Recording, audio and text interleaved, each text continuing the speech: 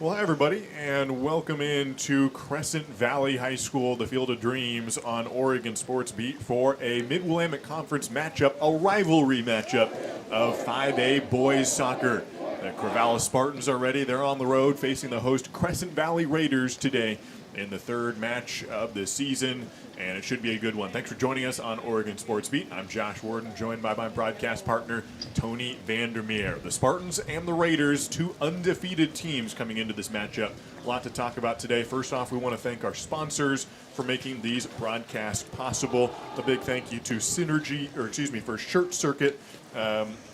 Big thanks to the Church Circuit on 9th Street for their support for these broadcasts. Also, CrossFit. Thanks for CrossFit helping make these broadcasts get on the air, see these soccer matches, and Synergy Solutions.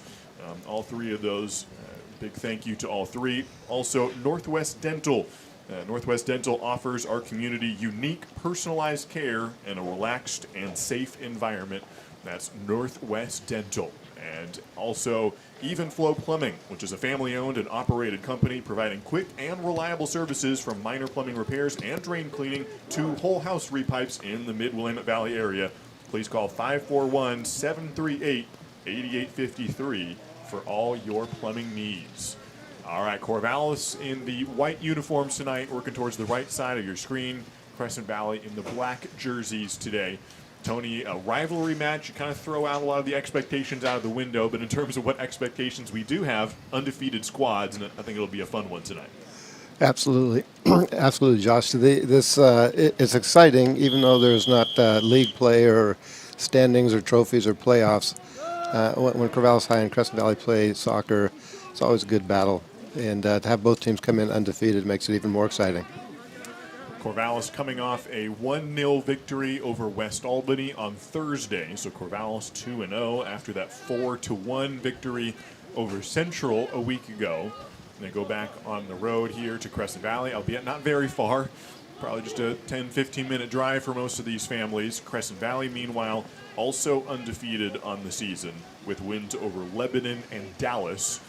And the aggregate score almost identical between these two teams, 4-1 for Crescent Valley, 5-1 for Corvallis. CHS, we're still figuring out exactly, the strength of schedule. You try to compare, what teams have which values. Kind of hard to compare, so we don't exactly know, what the spread might be on a game like this. But both of these teams are coming in pretty hot.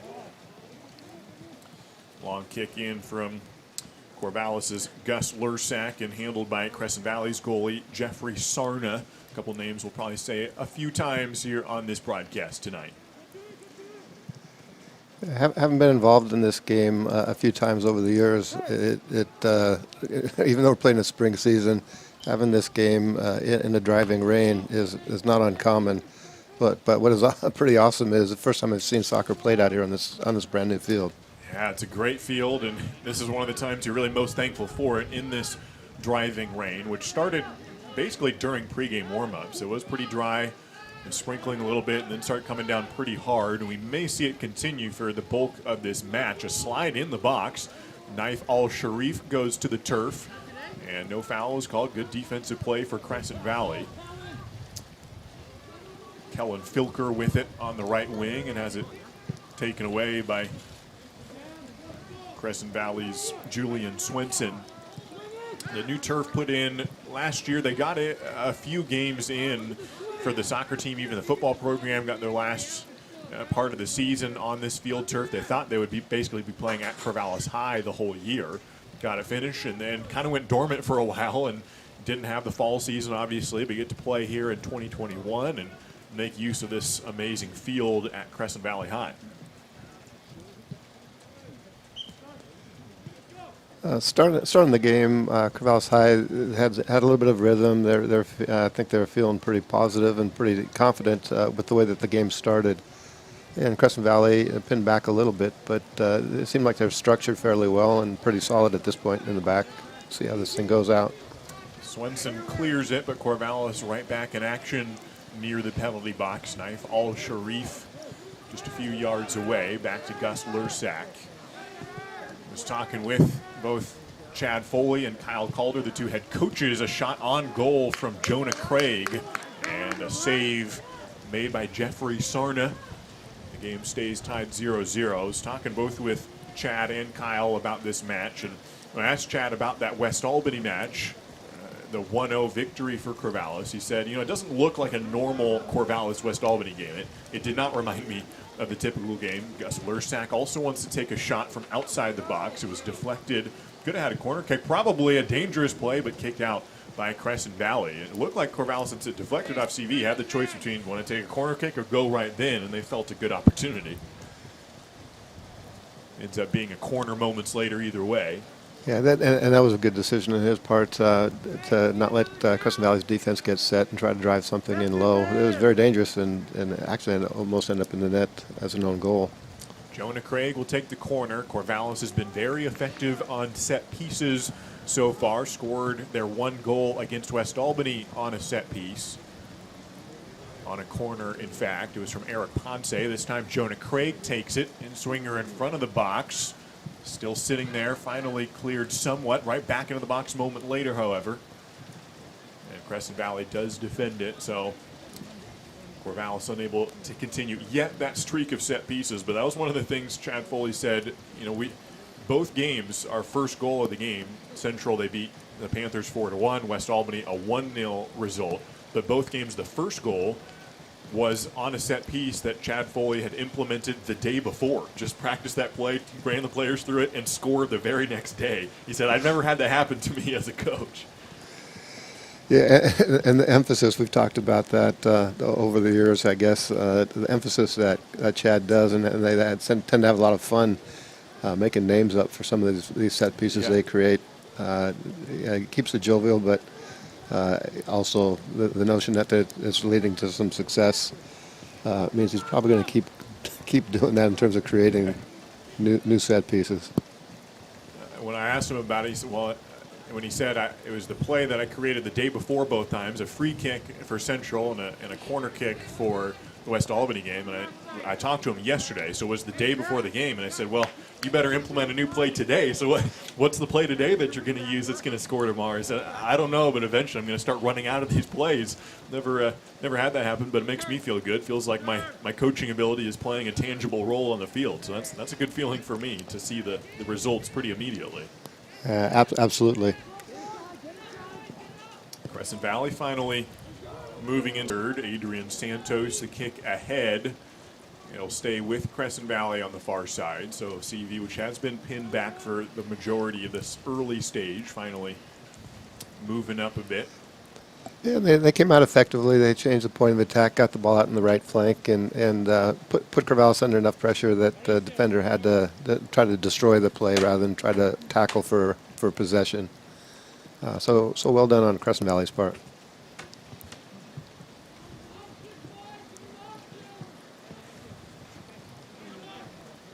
Into Corvallis' box, in fact. Pass backwards, long kick with the left foot. And off the mark from Crescent Valley, but a first chance for the Raiders. That kick taken by Mason Martin, the junior midfielder.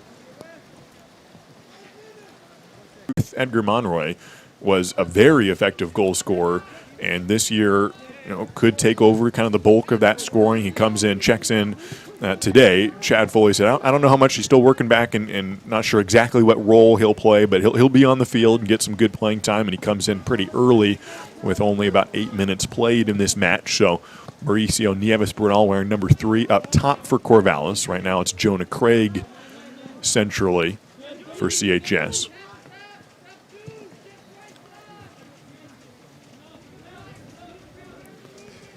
It'll be fun to see how the Spartans try to link up, because they've had some possession behind the ball, and then trying to get some players running forward with some speed, with their speed up. Pretty good example right now.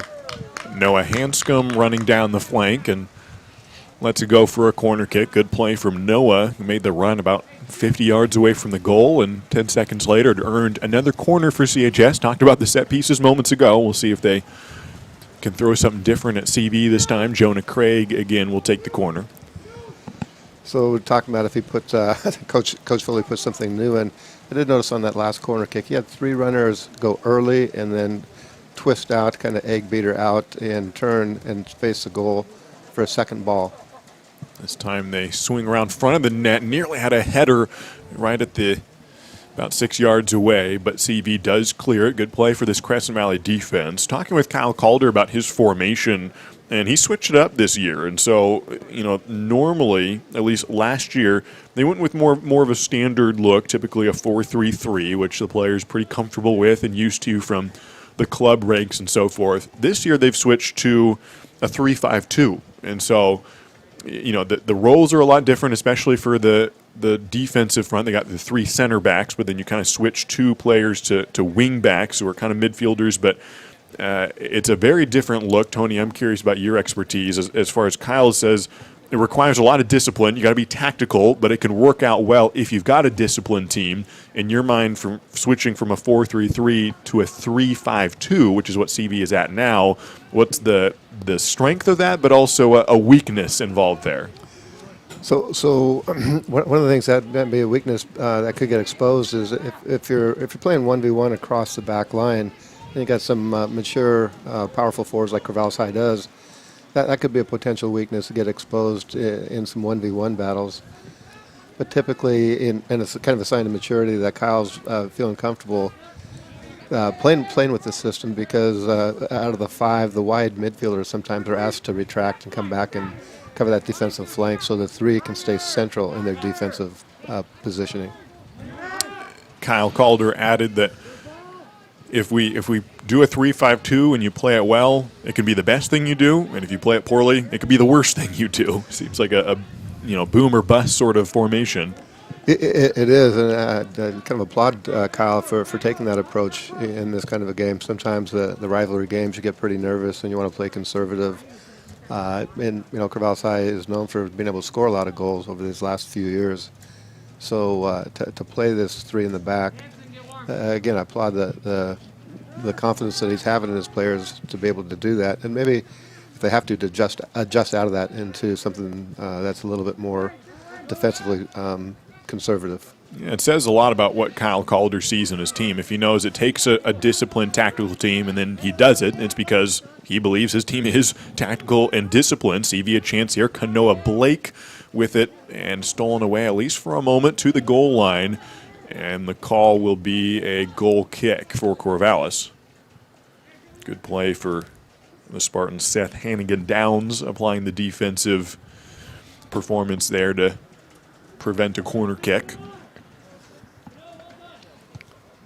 For Corvallis, you talked about the goal scoring, Tony. This has been a great offensive team, and even without Edgar Monroy this season, they've shown themselves already, scoring 4 goals against Central.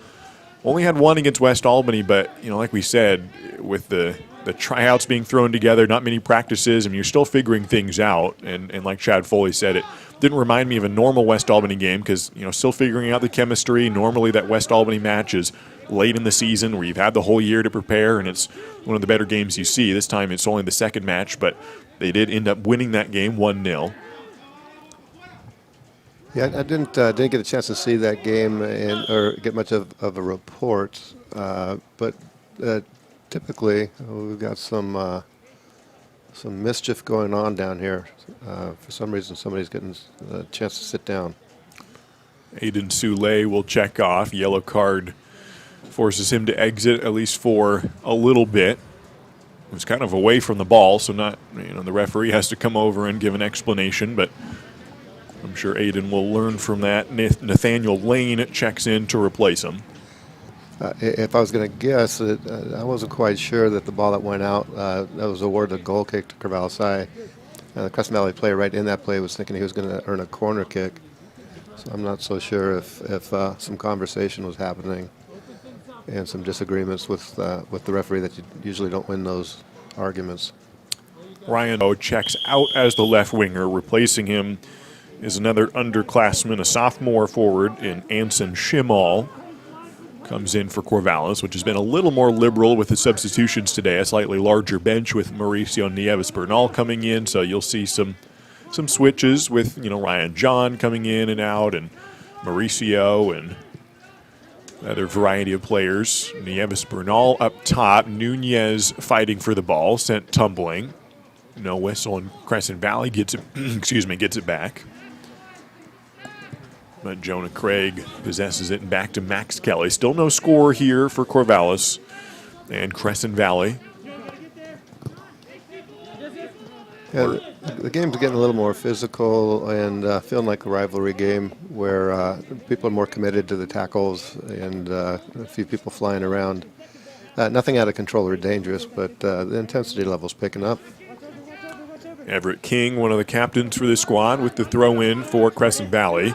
A good steal by Nunez. Read that pass and is off to the races. We'll see if he can find a cross in or take it himself. Bounces it in front of the box. Good play from CV to kick that one away. Mason Martin, the first one there, and kicked out. I want to give a quick mention also to the JV1 scores. A good match for Corvallis in the game that ended. That one was delayed a little bit. Kind of forced this one back because of lightning, but Corvallis ended up winning that match 8-0. A couple goals scored by Tommy Wright, and Ben Perez also scored a goal. So good play from Corvallis JV1 team. And the varsity squad hoping to continue that momentum for the Spartans.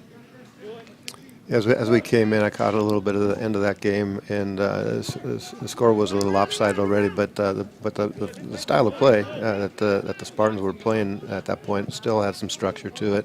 As good of a record as you can get, all the way into the corner and kicked out for a throw-in just next to the flag. I want to give a quick mention to our sponsors, Even Flow Plumbing, a family-owned and operated company.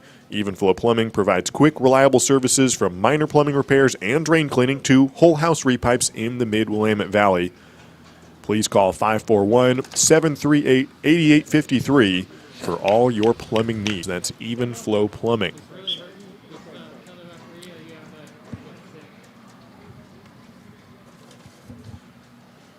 This will be Eric Ponce who will throw it in. Oftentimes the corner kick taker. That last little bit. And so I'm trying to check out to see if maybe he's dealing with an injury. Doesn't seem like he's hurt. But for right now, it's kind of a surprise that Chad would take him off at this point. We'll see how long they go before more substitutions. Corvallis still in the attacking part of the field. Joe Nunez wants to go give and go. Lursak comes up with a loose ball. Winds around to the corner, but shadowed by a couple Raiders. Jonah Craig wants to wind up and take a thwack at it into the foot of Parker Maestri. Kellen Filker retreats. Avi Miller also going for it, the Crescent Valley player there.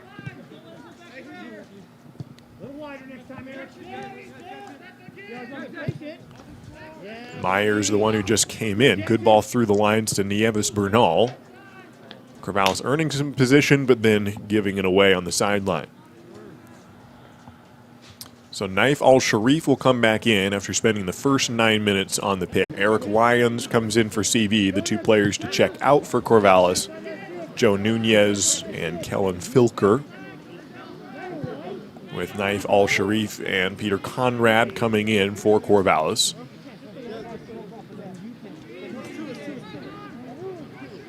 I was talking with Chad Foley about the conditioning element for today.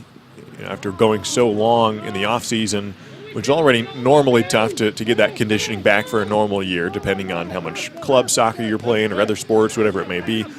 But this season, they went 479 days without a match until that Central game we called last week. And then they go from 479 days with no matches to 2 matches in 3 days. Now, again, granted, a lot of players were playing club. It's not like they were just sitting on the couch the whole time, or hopefully they weren't. But still, I mean, that's a lot for these high school players to go through. And I said, how did they handle it? How did they work through that 2 matches in 3 days? And he said it was all right. Could be worse, could be better, but all in all, kind of what you'd expect for that element. But the good thing that Chad Foley said of his Corvallis squad is Ponce wants a ball towards the box, kicked out. He said, we do this test, and he said, Tony will know what I'm talking about when I say this. He said we did the Cooper's test. The basis of it, this is the first I'd learned of it, but it's a running test, as Crescent Valley has a chance, but given away on the sideline from Parker Maestri. You run for 15 minutes, he said, 12 minutes, and the goal is to run 8 laps, basically 2 miles. If you get that, you pass, and if you don't, he said, typically it's hard for you to make varsity if you don't pass that test, although it's not easy, a couple 6-minute miles in a row, but you kind of got to pass it usually to make the varsity. It's a good barometer at least, and he said this year 15 players passed it, and that's with masks on, so he was pretty pleased with that. I'm sure the Cooper's test is apparently, I think you're familiar with that, Tony. Yeah, and that's a version or a twist that I'm not so sure where I learned that. I brought that in a few decades ago. So Chad got to enjoy that himself as a player when he was coming through as a Spartan soccer player. And so having 15 players, that is pretty incredible. Speaking of Chad's own playing career, I asked him, what's your memories of playing in this rivalry? How many games do you remember your win-loss record? And he had played 3, sophomore, junior, senior year, and a different result each time. Win, loss, tie in that order. As Naif Al-Sharif goes sprinting towards it, it'll end up at the feet of Jeffrey Sarna. Didn't get all of it, and Corvallis still with a chance at the edge of the box. Jonah Craig comes flying in. See if Jonah can have a chance to unleash one, but Sarna comes up with it. Yeah, that was a dangerous moment for Crescent Valley. Jonah had to speed up, and he was looking to maybe slalom through. And the last defender did well to put him off stride a little bit and save the day, so to speak. You were wondering how long Seth Hannigan Downs would wait until coming in. He's ready to check in alongside Vance John, a junior and brother of the freshman who spent some time on the field, Ryan John. So they'll come in momentarily. Like I said, Chad Foley went win-loss tie sophomore, junior, senior year against Crescent Valley. And his senior year, he said, we tied that one, and I had a chance to score a goal. It was a long kick, played it well, found the back of the net, but it was called back on an offside call. It wasn't even me. It was my teammate who didn't even touch the ball, but the referee ruled he got in there and affected the play, and so they called it back. And he said that would have been my only goal my senior season against Crescent Valley. Could have been the game winner. Called back. He was laughing about it, so you can tell it hurt enough to remember, but didn't hurt so bad to not laugh about it a little bit. But a fun memory from Chad's own playing career. Yeah, living in a 2 high school town or a 2 comprehensive high school town and having a rivalry in all the different sports as generations of kids that will be able to have those moments they remember from playing against their rival. And he might have been laughing, but he was still crying inside. Yeah, I'm sure at least a little bit. Yep, and I don't blame him for it. And speaking of that rivalry, just to have the memories, just so glad to still have this game happen. You kind of expected or at least considered the possibility that none of this would have happened the whole season, and just for all these seniors to just not get to play CV their last year, not get to play all the other teams, just have no season. And even with a shortened season and no playoffs, that's not the ideal, but these players have a chance to play CV. And however this game ends tonight, this night here will be one I'm sure they'll remember for a long time. Absolutely. And it's been a very good competitive game. Corvallis High, I think people watching can tell that they've had more of the play. But I also haven't really seen them create great scoring chances. And again, it's still a function of trying to get the rhythm and linking up with their forwards and getting their forwards in dangerous spaces. Coming in for CV, Johnny Rui Sanchez alongside Adrian Santos. Filker comes in for Corvallis with Vance John and Seth Hannigan Downs. Max Kelly distributes out to the edge. Eric Ponce with it. Corvallis trying to play patiently through the lines. They've got 14 minutes to make something happen before this half ends. You can tell Crescent Valley wants to press high a little bit. Johnny Rui Sanchez, who just came in, calling for his teammates to pressure some, but Corvallis works it through the lines, and now they've got a lot of space. Eric Ponce has nobody checking him for a while. Fakes out one defender. Ponce gets it back, and the CV defense starts to solidify a little bit. Yeah, it might be a hard evaluation on my part this early in the season, but Crescent Valley is pressing higher with their frontline players, but they didn't really come up as a group. Mm-hmm. And Corvallis High was effectively played through to the middle of the field. But once they had that and they had some opportunity, they're kind of lacking ideas on how to get connected the ball from the midfield into a forward player. And again, that just takes time to work out. Naif Al-Sharif using the body to make some space. Gets it back. Good play from Knife to keep possession. CB having that whole back line, 3 guys plus those wing backs as well. You can tell they are ready for what Corvallis is throwing at them. Couple chances for Corvallis so far in this match, but like you said, Tony, no sitters necessarily, nothing especially opportune for CHS yet. Although CV is having even fewer chances so far. It's been a pretty decent game on both sides, midfield play, and not giving up anything too easy. 12 and a half minutes to play. First half action here at Crescent Valley. Corvallis will follow this match by playing at Lebanon next. Crescent Valley takes on South Albany on the road for their next matchup.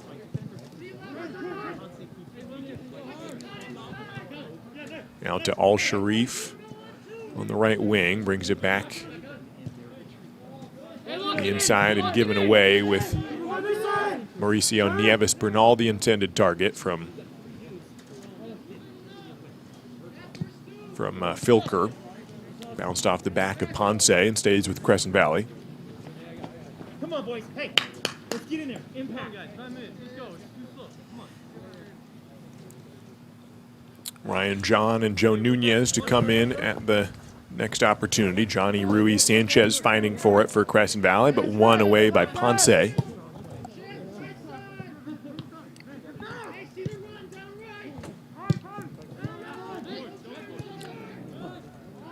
Conrad and Vance John tried to double team for a moment. Corvallis wins it back.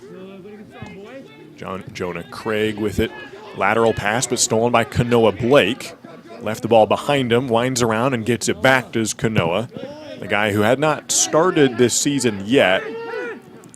Kyle Calder had used the same starting lineup the first couple matches. Kanoa Blake was an early substitution in both of those. This time getting some early run. Al Sharif with it, but with 2 Raiders right in front of him. Tries to get it back to Mauricio Nieves Bernal, but doesn't have the velocity on it.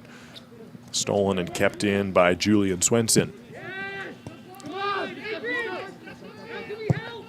Parker Maestri a bit overhit and all the way to Max Kelly. Yeah, Corvallis has done a good job up front, sweating and working and chasing the ball down. The forwards have been defending well and making it tough on Crescent Valley, and they had a good chance. They played through the line pretty well. But being under that pressure so much, I think just a little bit of overreaction and hit the ball too hard. And didn't have a chance to keep the ball for possession for Crescent Valley. So even though Corvallis is not, and I think that's maybe why you're seeing a lot more subs tonight from Corvallis than we saw last week, and 2 more coming in. Gus Lursak as well as Elias Gallardo coming in for Corvallis.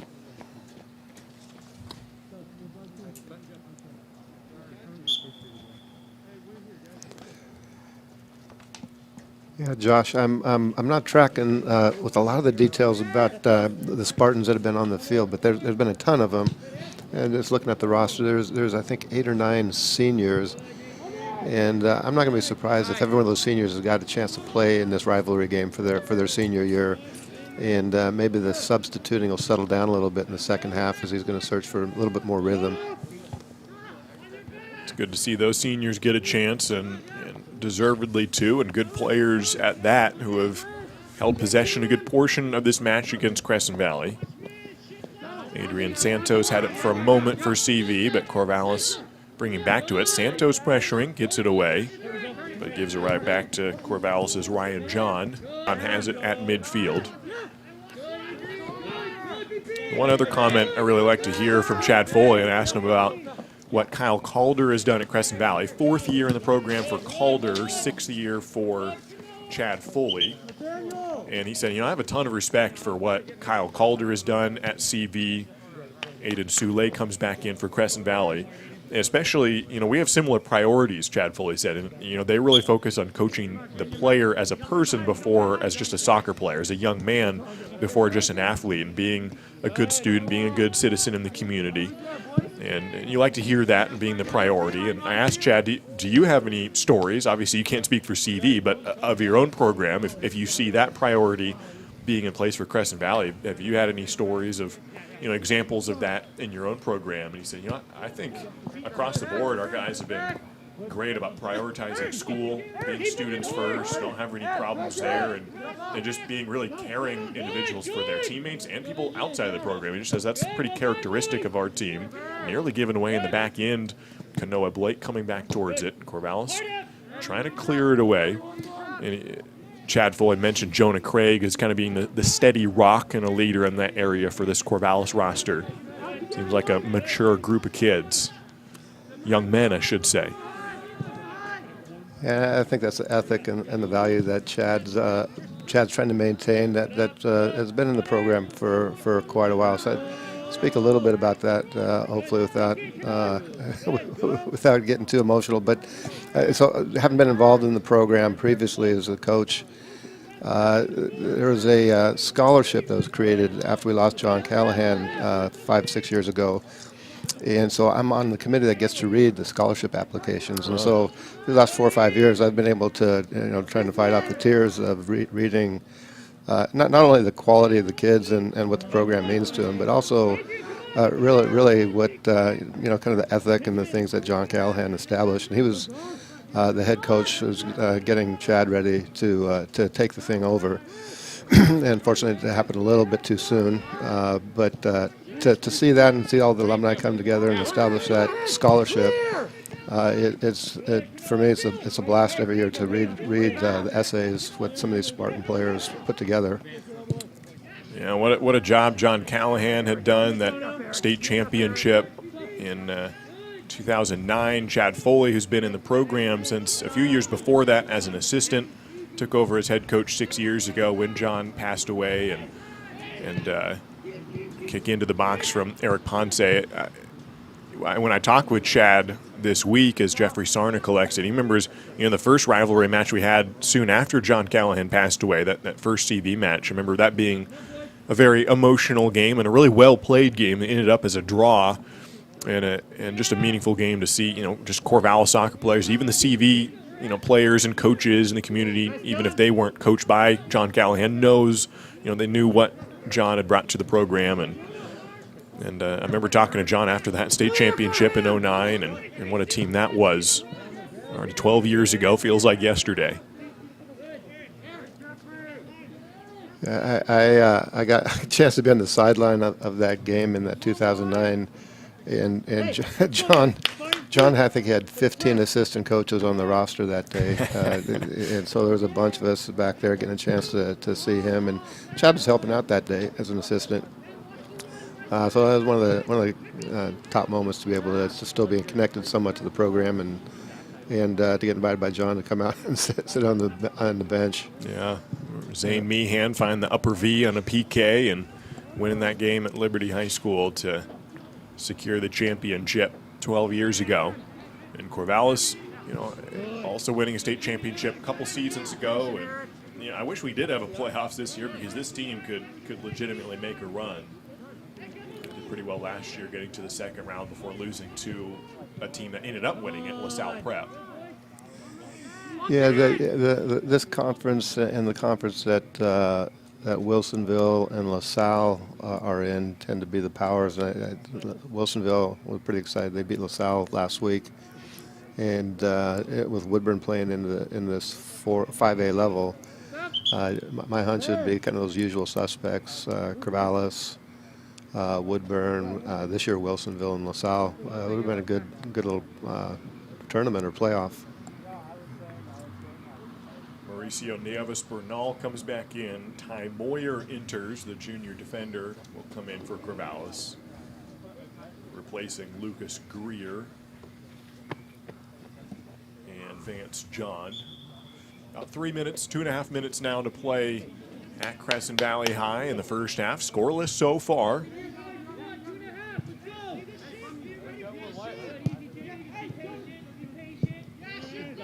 Comes over to Ty Moria, who checks in and immediately gets a pass on the near side. Already attacking for Corvallis, double teamed.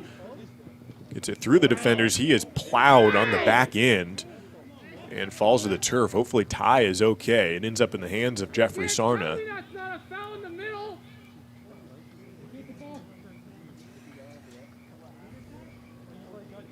Ty Moyer just took a big shot on the end, and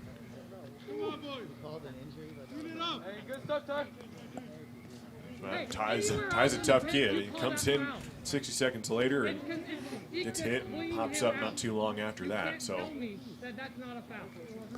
yeah, this feels like a rivalry game all of a sudden, Josh. I'm loving that our production engineer Ryan has got the mics down at field level. Probably want to let Chad know that.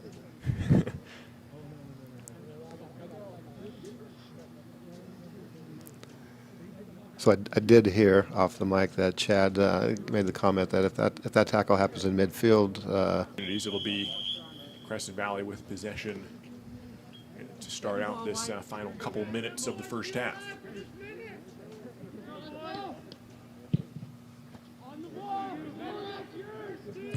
Filker, the first one to touch it for Corvallis, goes out. CB will take the throw in with Jacob Smith going towards it. Avi Miller will check in for CB if he gets the chance. Yep, that way. Adrian. So Avi comes in.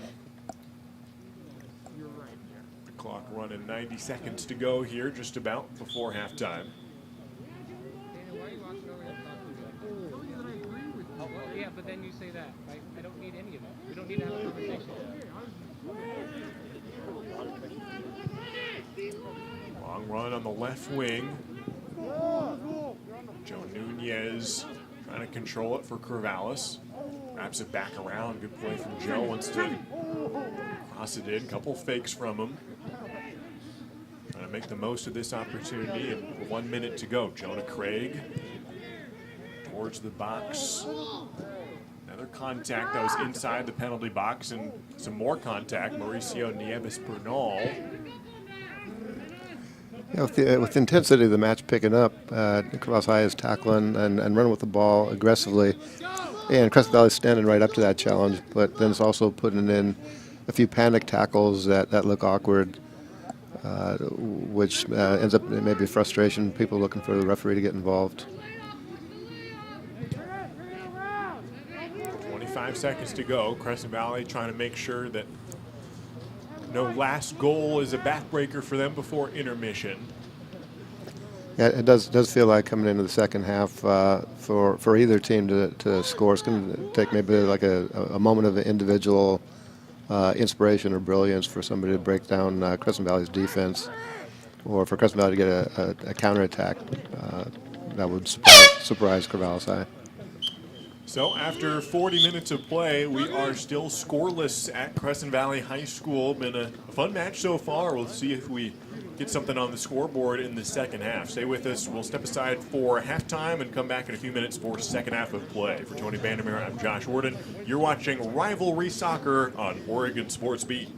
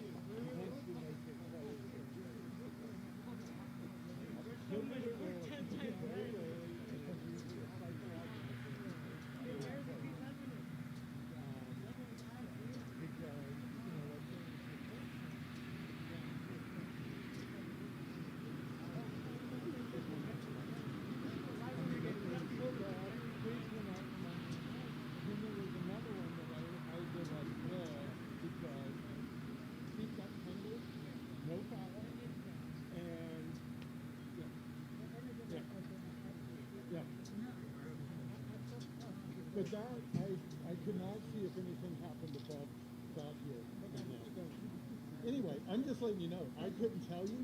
There was a hard contact. I understand that. But to me, what I just saw was somebody trying to shoot that ball in desperately and slice it across goal. And didn't have an opportunity to do that because his first shot was too strong. Right? And Right. so he wanted to make up. But the speed so he lowered his body down. And then he ran into the player. And then he hurt his face. I could see that you could say that he initiated more of the contact. I can see that. I got to get a new mask. I can't breathe through this thing anymore. I was going to give you something like that for no reason. Wall TV has a couple players who like to be offside, Okay. but the ball hasn't found any of them, either of them yet. But TV is actually good at about time. 14 when he's in control of it. But he's also a heart who's going to put the shoulder on the heart. I'm just not saying it's illegal. I'm just saying he's going to put a hard shoulder on him and make him think twice about being in his area. Huh?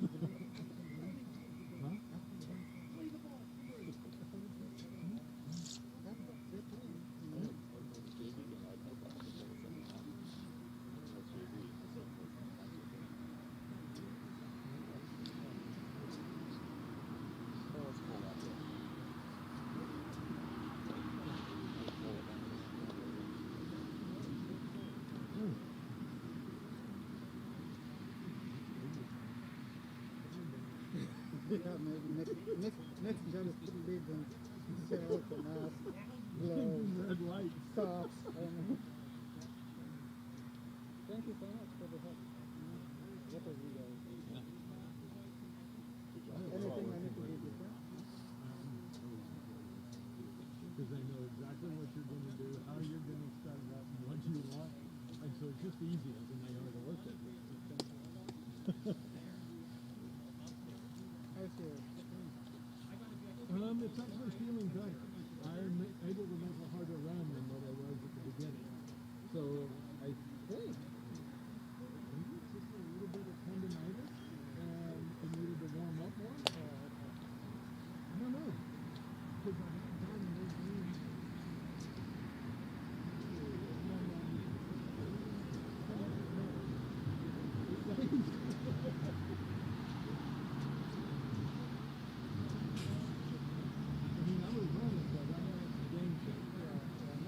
There's a big difference between just being able to run 5 miles and being able to do it. I run 5 miles. I can't do it. I don't know. I feel like I need to start. Step up the weight. I try to run 5 miles, well, 25 miles a week is what I try to do. And, anybody? With good courage?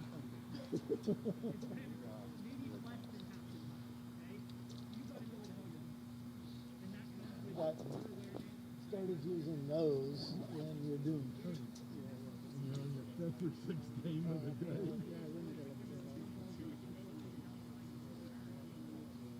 Like this.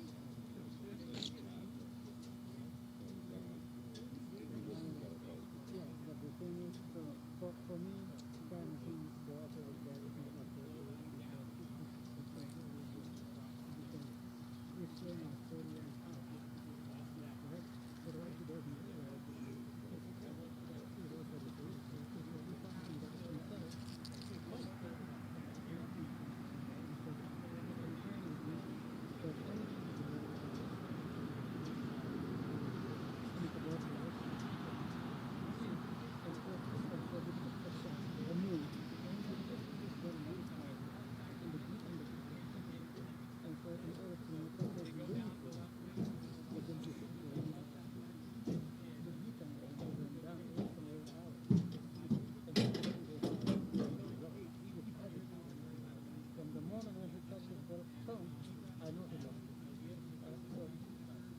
what I told him, he said, I understand that. Number one, he didn't have control of it. So whatever happened after that, he will be some consequences. Unless somebody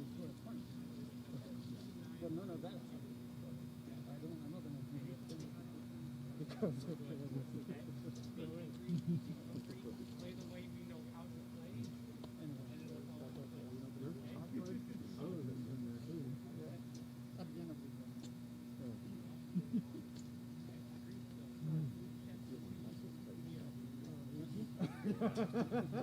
Hey guys.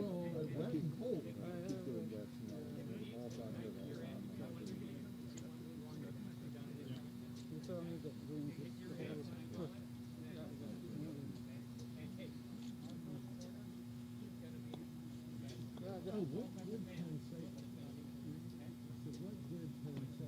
Oh, okay. Oh, I'm the captain. I can ask you a question. Now that you Make sure it gets some jogs in across the field. Jogs in across the field, then we get our start.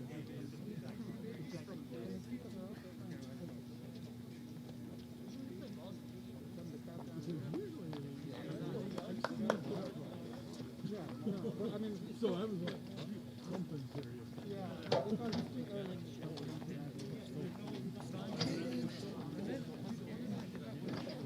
Well, they were wanting more, a tighter game call.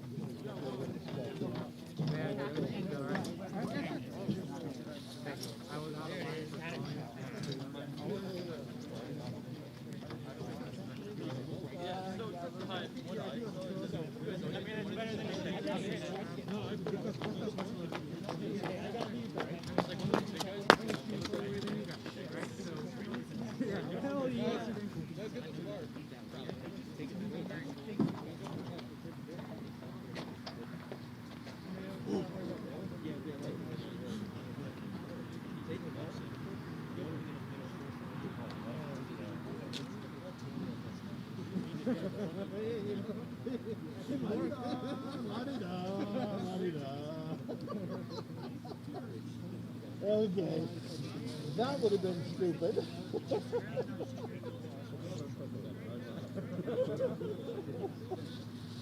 Oh, I remember.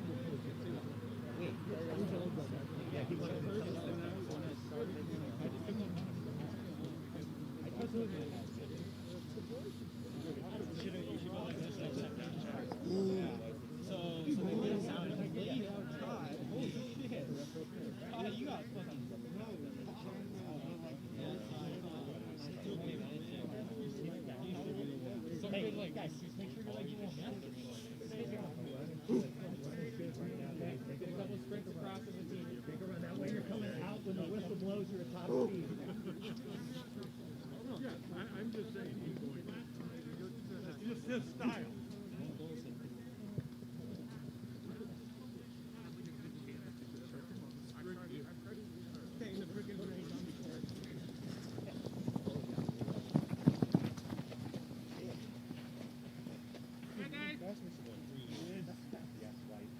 Go, boys. Oh, deep breath. Good decision. Hey, play with heart. Good decision. Everything you got these last 40 minutes. Last 40. I'm not losing this year. This is my senior year. My last year. I'm not losing this. I'm losing this. Let's take shots. 1, 2, 3. 1, 2, 3. Score! Thanks for joining us on Oregon Sports Beat. Second half action coming up between Corvallis and Crescent Valley. No score in the first half between either of these two teams. A bit drier now in the second half. It was raining pretty good, especially in the first portion of that first half. We'll see if that changes things up, and should be a fun second half of play. Josh Warden's my name, joined by Tony Vandermeer here on Oregon Sports Beat. Before we get to second half action, I want to thank our sponsors for this broadcast. Shirt Circuit, helping put these broadcasts on the air. Our thanks to Shirt Circuit, as well as CrossFit. Thanks to CrossFit for their support, as well as Synergy Solutions. All three of those great businesses, thank you for their support. Also, Northwest Dental, which offers our community unique, personalized care in a relaxed and safe environment. Thanks to Northwest Dental. Find them as well. Also, Even Flow Plumbing, family-owned and operated coaches coming for these two teams, especially Corvallis trying to actually find the net and not just control a lot in the attacking portion. What do you expect from Corvallis in this second half? Yeah, if my theory that Chad was getting a lot of kids some playing time in this rivalry game, especially for seniors, maybe not as much substituting. He did. I noticed at halftime he spent quite a bit of time talking to the team about some tactics and whatever the strategy is going to be. But he also made some time to go connect up with the referee, who they were having a disagreement at the end of the half, and making sure things were okay with he in the center.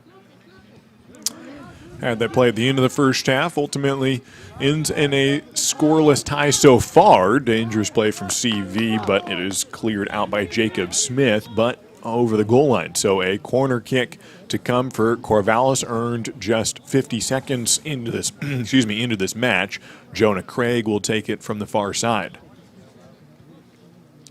Yeah, so the first little bit of possession, Corvallis High, it looked like they're still trying to stretch Crescent Valley and play their strong running forward through a channel.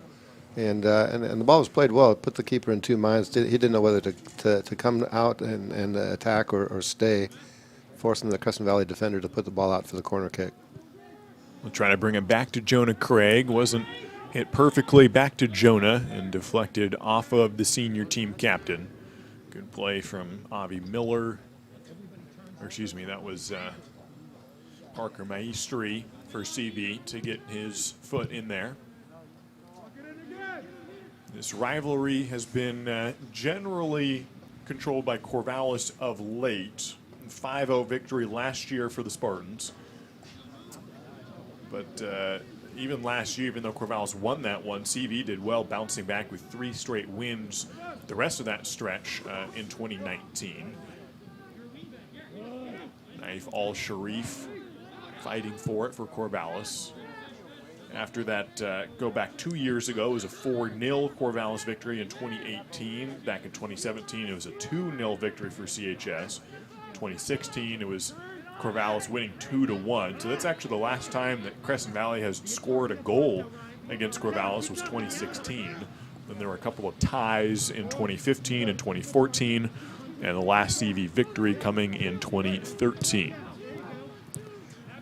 So it does look as Corvallis is maintaining possession. They're trying to find where they want to attack or how to maybe play through the lines. The Corvallis high forwards are checking back to the ball. Didn't see too much of that first half. So this last bit of possession. Al-Sharif gets a shot just off goal. Knife doing well to try to possess it in a crowd, and good ball from up top towards him. Ryan John, the one who booted it towards him. So all 3 forwards actually checked in, tried to find space to get the ball played in their feet, and they did find Ryan John, and he's able to turn and put a very dangerous ball into the mix.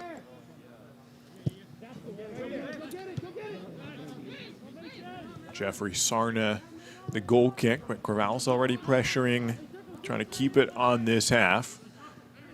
Spent most of the time in the first half towards CV's net, but did not find that net. Scoreless tie so far. Crescent Valley a chance to counterattack if they could get it around the Crescent Valley defense, but Elias Gallardo stops that in a hurry. Jonah Craig deftly into Mauricio Nieves Bernal's possession. Seems like Crescent Valley, although they haven't controlled possession, they do swarm to the ball, and it never seems like Corvallis has particularly big channels. Maybe we'll see a long diagonal pass across the field, a ball over the top that could test Crescent Valley, but they've done well when the ball's on the ground to make sure Crescent Valley can't pass through the lines very much. Yeah, it's a great observation, Josh. They did just play out the back end to the right side, and I was watching the Crescent Valley 3 center backs slide over as a group, but also they got their flank midfielder to drop back in to cover the flank as the ball changed to the other side of the field. Very, very well organized, Crescent Valley. Yeah, we said a 3-5-2 formation for CV, switching to that under fourth-year head coach Kyle Calder. Did a more conventional 4-4-3 last year, but he felt confident this team was prepared and ready to do a 3-5-2, and they could still maintain the defensive composure and have 5 midfielders, which is tough to slog through for any team. 5 mids, and there's some weaknesses in that formation if you don't play well, but some definite pros as well if you can play it. And CV has limited Corvallis' chances thus far. Al-Sharif deflects it off a CV play. It'll stay with Corvallis. And talking with Kyle Calder, he coaches at Crescent Valley, but he's also a teacher, but not at CV. Mauricio Nieves Bernal fighting for possession. It stays in, booted away by Parker Maestri for a throw-in. So Kyle Calder teaches, but at Lebanon High School. So another team here in the Mid-Willamette Conference. In fact, Crescent Valley has already played Lebanon this year, ended up beating them 1-0. And I said, how does that work? How does that go, teaching at one school, coaching at another team in the same conference? He said it works out. We've got a good rapport. There's some jokes back and forth, but I can take the jokes. It's all in good fun. Sometimes it's Kyle himself making the jokes. For example, he says, hey, whenever new players score against us, you're going to have to write a one-page essay later on. You're giving you assignment for any of you who score against us. Lebanon did not score, got blanked, so no essays handed out by Kyle Calder. It is great to have educators, teachers as the coaches. Right in front of the net. Al-Sharif puts one on frame. Sarna deflects it. Good play on both sides there. Corvallis, one of their best chances and most dangerous plays. It'll be a corner kick. That was amazing reactions, reflex reactions by Sarna. And he got over and to parry it out for a corner kick. Phenomenal save.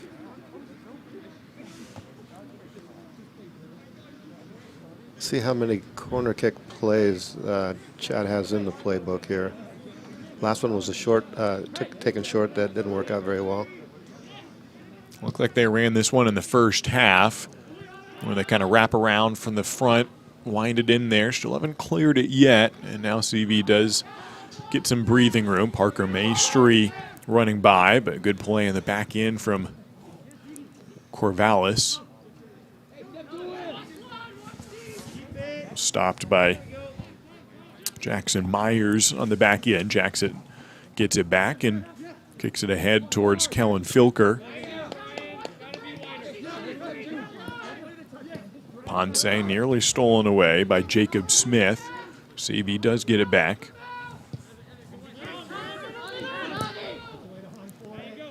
So Crescent Valley continues to play really good defense, but as soon as they gain possession, Corvallis transitions and presses high and is getting the ball off of them fairly quickly to maintain the possession that they're wanting. Mauricio Nieves Bernal sprinting off the ball, but handled by Everett King.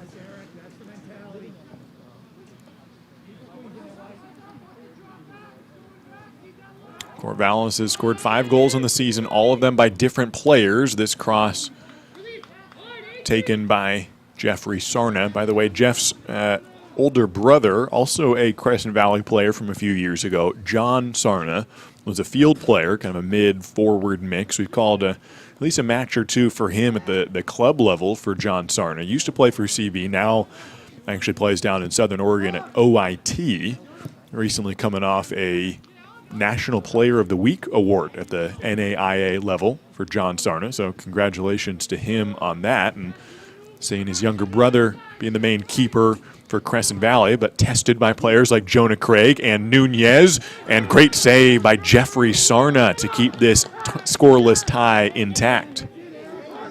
Very, very good play. Very slick play in terms of playing through the line and getting them in all alone. Sarna, another amazing save. The thing about those two saves, going to his right on the first one and to his left on the other, he's going to start creeping into the heads of the Corvallis players, thinking they're going to have to hit something pretty brilliant to beat him tonight. So that's another advantage for Crescent Valley. They're defending quite a bit at this point. Jonah Craig will take the corner from that side with the left foot. Swings it in, and good play from CV to not let anything easy for Corvallis. Still a throw-in in the attacking third, however. Nieves Bernal back to Nunez. And backwards through Ponce. Wind it all the way around, circling this Crescent Valley defense through Jackson Myers and then into the teeth of that Crescent Valley defense, which eats up that ball, but then spits it back out to Jackson Myers, giving up. What my take with Crescent Valley's defense being fairly stout and Sarna having a great game in goal. Sarna has helped keep this a 0-0 ball game. Corvallis' defense working well in tandem so that Max Kelly hasn't needed to do too much. Max kind of lonely on the back end. He's hoping to see this Corvallis team find a goal at some point in the second half. Ryan John puts one towards the top of the box, but Parker Maestri chests it and kicks it out of bounds.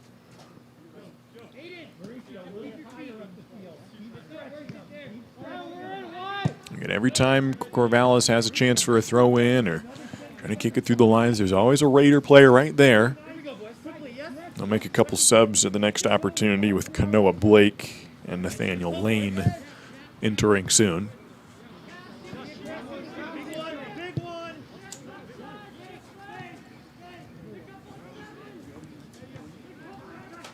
Going towards Naif Al-Sharif. Far side winds his way into the box, headed and into the net. Mauricio Nieves Bernal, his first goal of the season in his first game of the season. And Corvallis now has 6 different goal scorers on the season in their 6 goals. They lead this rivalry match 1-0. So I'm sure people watching the live stream heard Chad on the field mic talking to Nieves Bernal just a moment ago.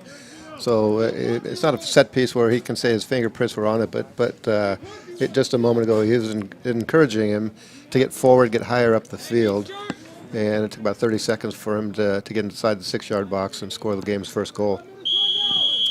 Mauricio Nieves Bernal scores the 3rd assist of the season for Naif Al-Sharif, and 2 of them in that central match. This one looked kind of similar. He really likes to get space on the dribble, get to the goal line, and then look backwards for a player coming towards him. This time in for the header from Mauricio Nieves Bernal.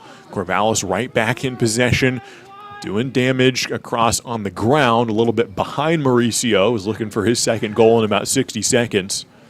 But kicked away by CV. But it is 1-0 Corvallis going for the 4th consecutive victory, or 5th consecutive win. They've won every match since 2016. And they have a 1-goal lead over CV, which has not had too many chances offensively. You got the feeling that CV could, definitely earn a tie in this one, and you never know what they can do offensively, but fewer chances that they'll need to, do something new that they haven't done. Not that they can. It'll just have to be something, a little bit different look if CV wants to equalize in the final 26, almost 27 minutes of this match. And Corvallis will have a free kick trying to extend that lead, put some more cushion over Crescent Valley. But I've been impressed by this CV team. They have been resilient so far, and we'll see how they respond to giving up a goal. Yeah, it seems like it could go both ways. That if they give up a second goal, the floodgates might open up. But if they keep it at 1 goal, get that chance maybe for a counterattack. It's a rivalry game. Crazier things have happened. Jonah Craig takes it with the left foot, overhits it. And so CV doesn't have to worry about that 2-0 hole, at least not yet. And Corvallis finally, for the first time this season, is scoring their first goal of the year, not on a set piece, scoring it in good fashion from Naif Al-Sharif to Mauricio Nieves Bernal. Also want to thank one of our sponsors for this broadcast as we get about halfway through, close to the halfway mark of this second half, Even Flow Plumbing, which provides family-owned and operated services. They're a company providing quick, reliable services for minor plumbing repairs, as well as drain cleaning, whole house repipes, whatever your plumbing needs are. Even Flow Plumbing provides those services anywhere in the Mid-Willamette Valley area. Their phone number is 541-738-8853 for all your plumbing needs. That's Even Flow Plumbing. Jonah Craig, who works all over this field, possesses it through Filker. Kellen looking ahead into Joe Nunez. Takes a bit of a hit in the penalty box. Stays on his feet, and Crescent Valley gets it back, but it'll be a throw-in for the Spartans. Hey, that last play right there. So what's happened, I think, as the game has evolved and Corvallis has pinned Crescent Valley down, and Crescent Valley is only playing with 2 forwards, that the flank defenders have been getting higher up the field and not needing to retract so much. And so when Crescent Valley is having to drop further and further back to defend, there's just 1 forward up top for Crescent Valley.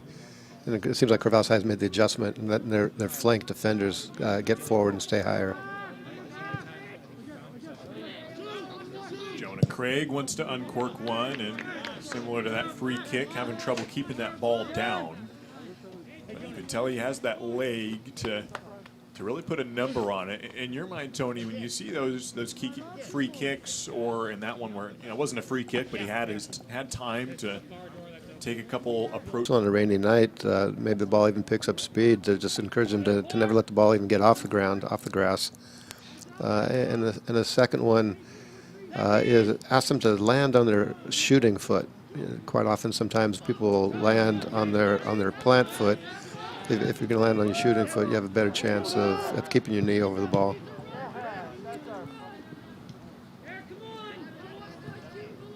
I'm sure Jonah Craig will have plenty of opportunities to make those adjustments. A coach's kid himself, and I bet he already kind of mentally knew what happened right after that one. Here's Jonah with the ball at his feet again, this time passing to Al-Sharif. A bit of a push from behind, no call, and Jeffrey Sarna scoops it up.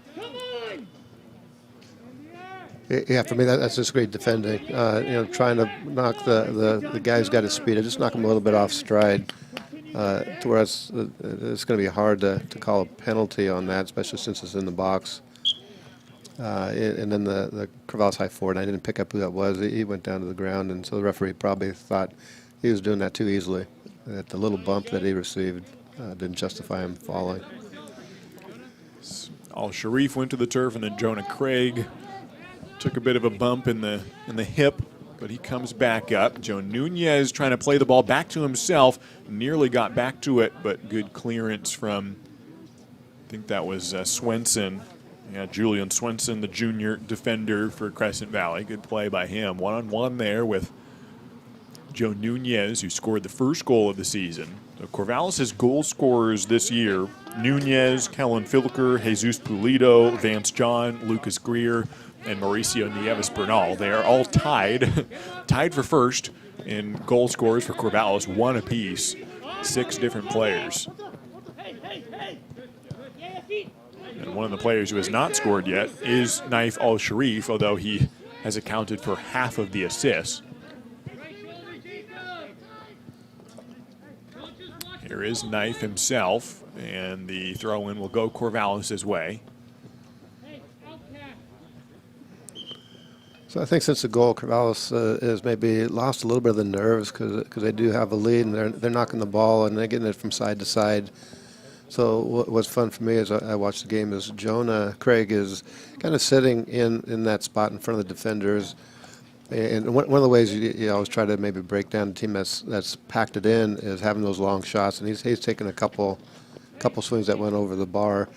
But he's also sitting in a deep spot and just trying to find forwards, making diagonal runs. And he's had a couple of near chances or near successes getting forwards in.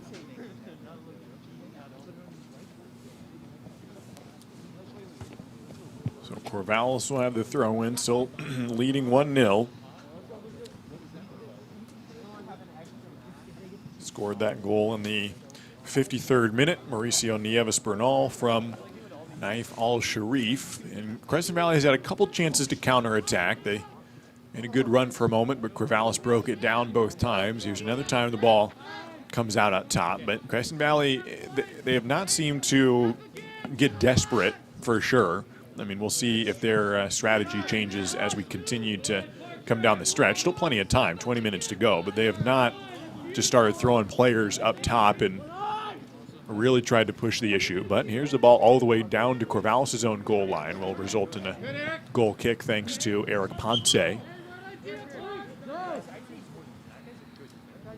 Substitution for Corvallis, Lucas Greer enters, as does Anson Schimmel. Keep stretching him out, Knife. Keep stretching him out. Take as much as they'll give you. Well, one of the things that Corvallis High is accomplishing with Nieves Bernal playing in that 10 spot as an attacking midfielder, he's been asked to play up higher, so it's almost like at times is a fourth forward when Crescent Valley does have possession in their back line. Corvallis High is defending with 4 guys on a high press, which even if they don't win the ball, it just does not allow Crescent Valley any time to establish a pattern or a rhythm or possession of their own. Good ball from Mauricio Nieves Bernal, forces the CV defense to transition left to right. Kellen Filker hopping through defenders, cleared away. Let's see if Crescent Valley can have the tactical ability to possess it, but Corvallis right back on it. They are so sneaky, so difficult to keep the ball away from every Corvallis midfielder, every Corvallis player for that matter. Filker comes back with it.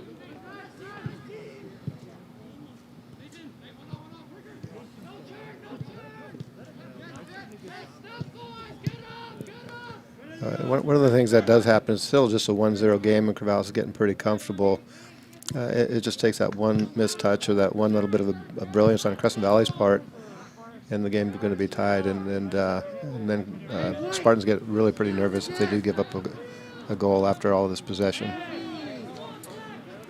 And one thing I will add is, this Crescent Valley team, 1-0, it's been I don't know if evenly matched is the right way to put it. At least on the scoreboard, it was scoreless for the first 52, almost 53 minutes of this match.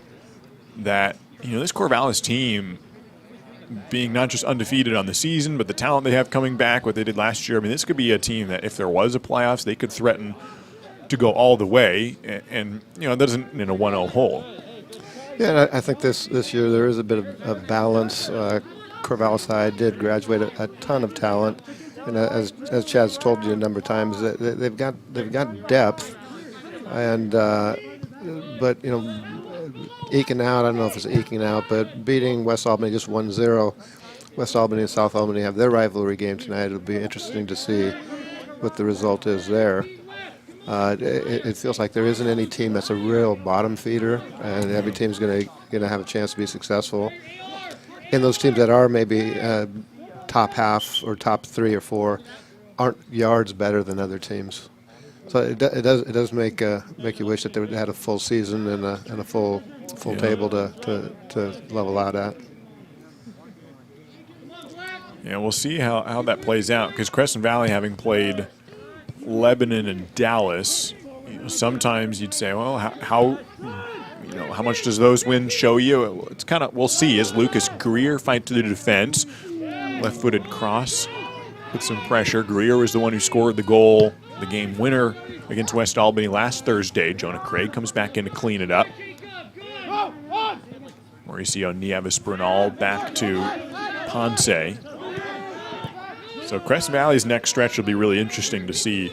I mean, not to mention just the final 15 and a half minutes of this match, but South Albany on Thursday. So South coming off that West Albany game that's going on tonight, and then they'll match up with Crescent Valley. That'll tell us a lot about both teams. Corvallis will have a stretch starting against Lebanon. Yeah, and South Albany, they've only had one game. They were the school that just had one game last week, as most of this Mid-Willamette had 2. But the one game, they went up to Woodburn and got a 1-1 tie. So not really sure about all of the players at South Albany and how they're looking, but that was the first time since 2017 that Woodburn had not won on their home field. So I don't know, the South Albany Redhawks are feeling pretty good about that result. Yeah, it's an impressive match from South Albany, impressive result from them, and a Woodburn team that coming back to the 5A level for boys soccer, and we're happy to have them here in the conference and provide some compelling matchups. And to see a draw there, I like to see that. Corvallis will sub in Noah Hanscom for Seth Hannigan Downs. Switch for the Spartans.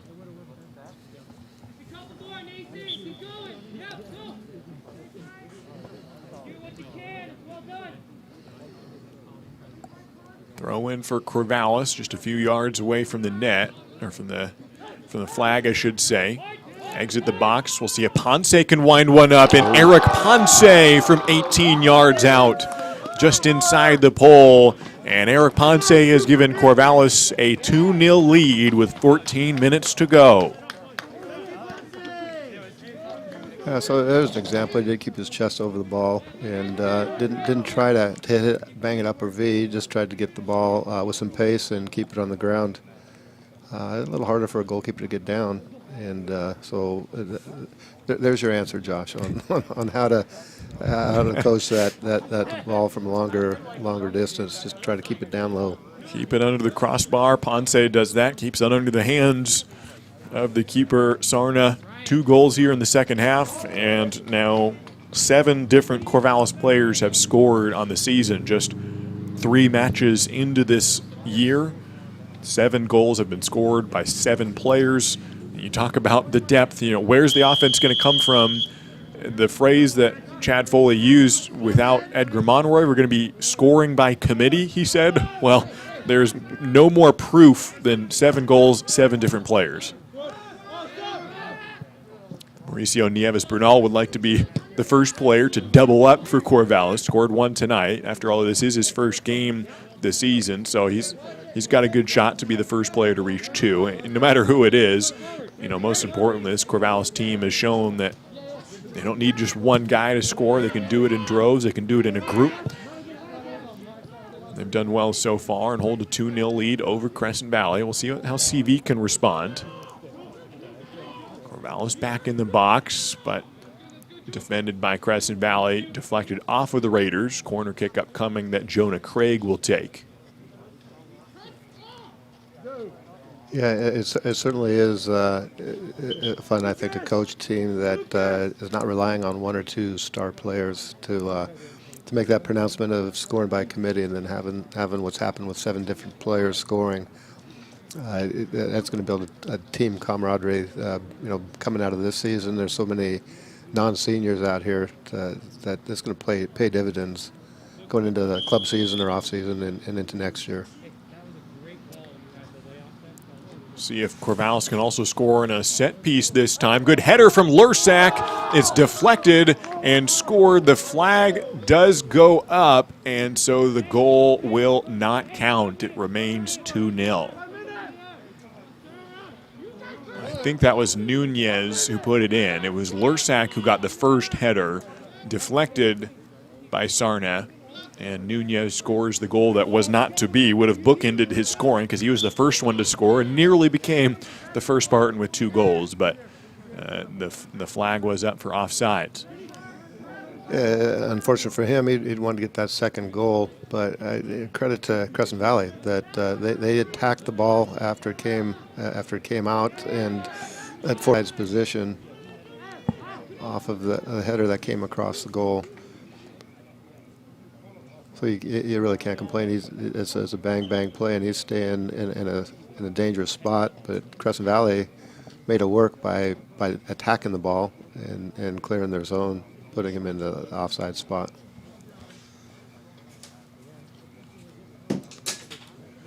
Crescent Valley player needing a little extra time to collect himself.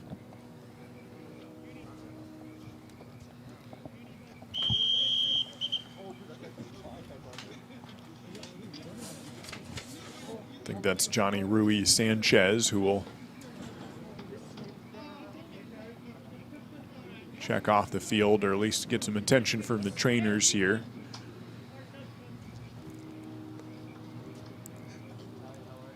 Yeah, I'm checking to see what the dynamics are down there. He's not so sure he's wanting to come off, but as soon as the trainer made their way onto the field, or I'm not sure if that's a trainer or a coach, at the high school level, as soon as an official comes on the field to tend to a player, that player's going to have to come off. Eric Lyons, the one who comes in for Crescent Valley. Hopefully Johnny Rui Sanchez will be able to come in at the next opportunity if he is able to do that. Elias Gallardo pounds one to the opposite side of the field for Corvallis. Under 12 minutes to go. We'll see if CV tries to switch things up and get a chance to score here in this match. Corvallis has played really well defensively, and oftentimes the best defense has been their offensive pressure. Ryan John, a long ball towards the box. Joe Nunez fakes a shot with his left foot, passes back to Jonah Craig. The save from Sarna. Good play from Jeffrey Sarna from a rocket from Jonah Craig's foot, and maintains the 2-0 margin. Again, it was well played for Crescent Valley to shut that down, because Corvallis did a great job getting in behind, and then that ball coming back away from the goalkeeper. More likely you'd expect that to be a goal, but again, Crescent Valley shut that down and played some very strong defense.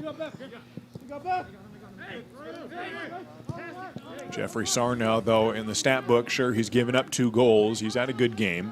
Crafty play a moment ago from Jonah Craig right after having a shot saved. Plays it, through his feet. Some good play from Jonah Craig tonight. And after all, we talked, not to harp on it too much, but just the parity and goal scoring from Corvallis. 7 goals this season by 7 different players. Well, of those 7 names, one of the guys not on that list, Jonah Craig, one of the best players in this conference. And so if I had to bet on who's the 8th goal scorer for Corvallis, it might just very well be Jonah Craig to extend this streak of every goal coming from a different player. Here is Jonah with the ball for Corvallis. Normally, the guy setting up other players, especially on corner kicks, but he can score it himself, including from distance.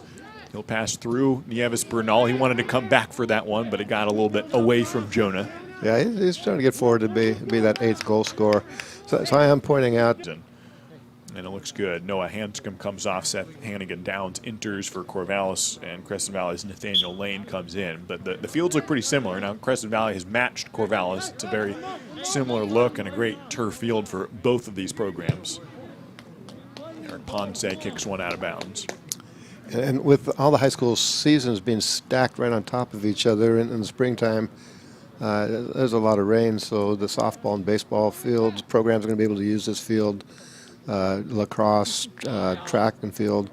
So to be able to use that and know that you're going to be able to be on here every day is golden.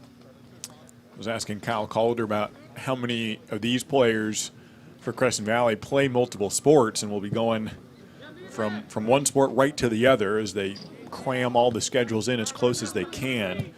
And he said, actually, a lot of the guys don't play 2 or 3 sports for soccer, although the ones who do, a couple basketball, and then for whatever reason, a number of wrestlers, more at the lower levels, more the JV squad than varsity, but for whatever reason at CV, there's some sort of connection between soccer.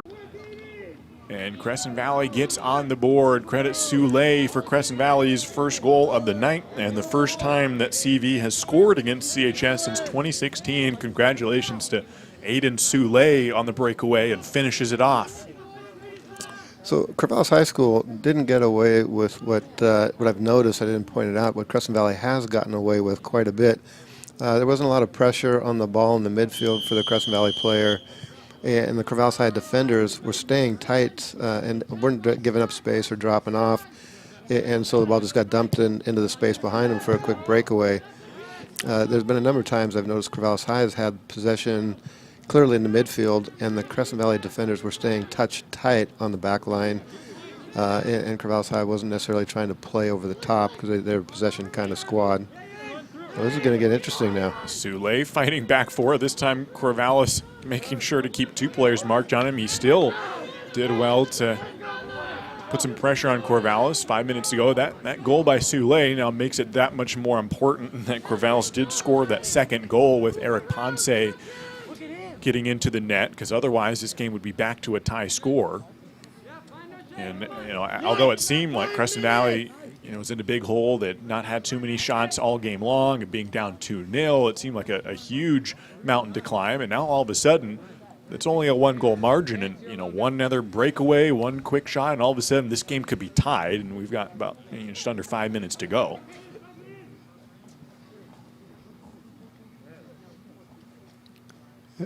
Crescent Valley seems to have a whole lot more energy in their communication from behind the ball, and they're moving more players up to defend in the attacking half, getting into some more 1v1 battles.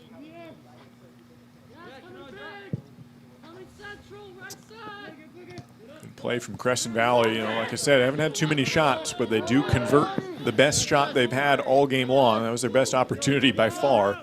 and they would have been disappointed to let that one go. They finish it off. Good play by Aiden Soule to complete it.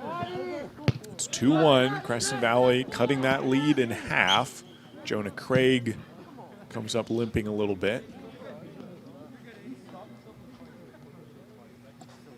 Hopefully not too bad for Jonah, who has to take a moment to adjust the cleat on his left foot, but looks like he's all right. He came into an already established 1v1 battle, but he wanted to take charge, and it came down awkwardly.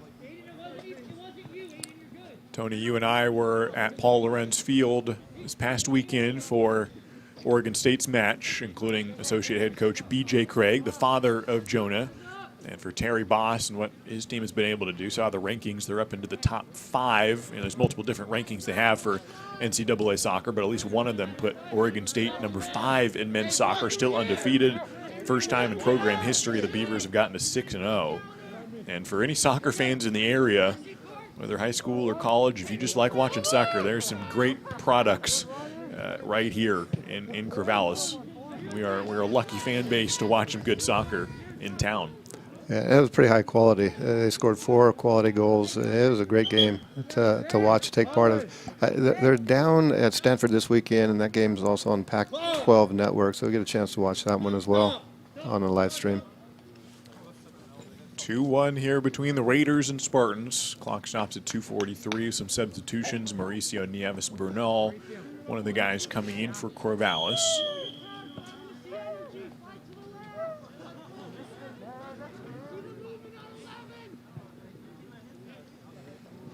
Julian Swenson defending for Crescent Valley. You can tell he's sprinting after it. He wants to give Crescent Valley a chance to tie this game up. Running out of time for them, but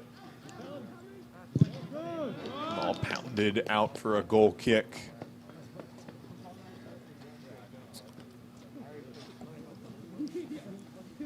Yeah, see if the referee's going to stop the clock with so few seconds left. One of the downsides of with the pandemic and limiting the people that are in the stadium, sometimes you'd have ball boys, ball girls, to get the ball back in play, and it's not in play tonight.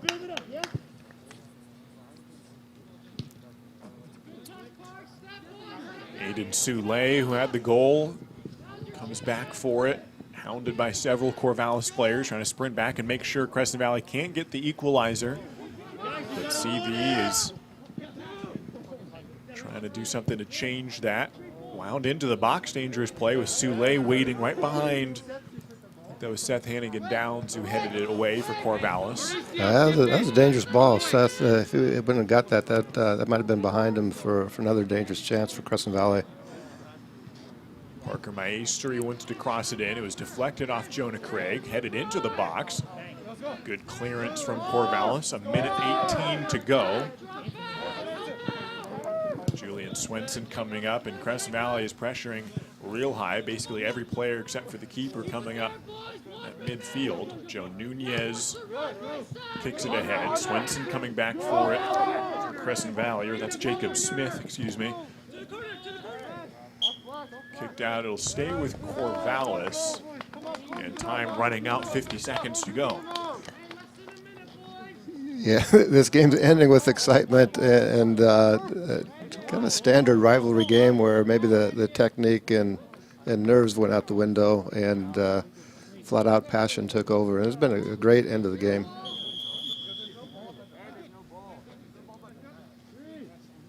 Clock still running at 28 seconds. And Corvallis in no hurry with Ponce and Nieves Bernal. It'll be Mauricio to take it from distance. And I wonder if he purposely did that. It may have been just as valuable to waste time as it would have been to actually try a shot on goal, because 10 seconds to go.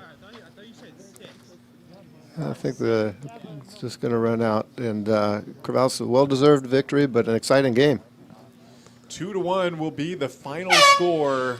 A great rivalry match. Give credit to Crescent Valley for how they fought through and came back, trailed 2-0, and did not bow out. They scored a goal to cut it in half, but Corvallis pulls it out, 2-1, the final score. The goal scorers, Mauricio Nieves Bernal and Eric Ponce. I want to give one last shout out to our sponsors, Shirt Circuit, doing some great work to help us get these broadcasts on the air. CrossFit as well. Our thanks to CrossFit for their help, and Synergy Solutions. Thanks to all three of those great businesses. Northwest Dental as well, offering our community unique personalized care in a relaxed and safe environment. Northwest Dental and Even Flow Plumbing. Quick, reliable services. They're a family-owned business. Minor plumbing repairs, major ones, drain cleaning, the entire house, repipes, anywhere in the Mid-Willamette Valley. You can find them 541-738-8853 for all your plumbing needs. Sportsmanship from both sides, and a fun match here, Tony. 2-1, the final score. Thanks for joining me for this broadcast. Thanks to Ryan Johnson for helping put this on. Again, one shout out to Mark Henderson and Kyle Calder for their help at Crescent Valley. Corvallis will play on Thursday at Lebanon. Corvallis goes on the road to take on South Albany. Thanks for watching on Oregon Sports Beat. For Ryan Johnson and Tony Vandermeer, I'm Josh Worden, signing off from Crescent Valley, where Corvallis wins it 2-1. Thanks for watching Oregon Sports Beat.